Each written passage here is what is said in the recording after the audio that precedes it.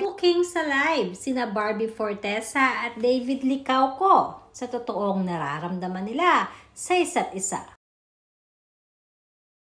Trending at usap-usapan nga ngayon sa social media ang naging live selling ni Barbie Fortesa at David Licauco.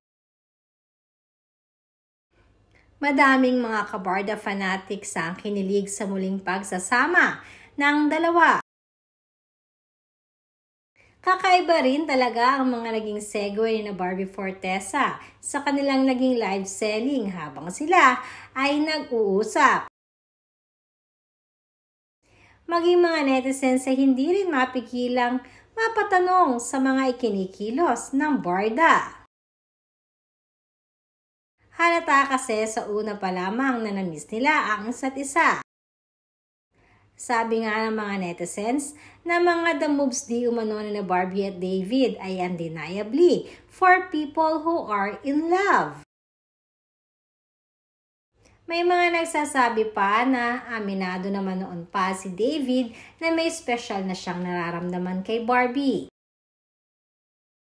Kaya hindi na di umano nakakapagtaka na mauuwi ito sa relasyon ng isa't isa. Isa pa ang komento ng netizens na point of view lamang di umano niya ito. Na kahit anong tago di umano ng dalawa ay hindi naman ito maitatago pa dahil action speaks louder than words. Halatang halata kasi kay David kung paano ito nagpapakita ng mga pagtitig kay Barbie at kakaibang mga segue habang sila ay nagla-live selling.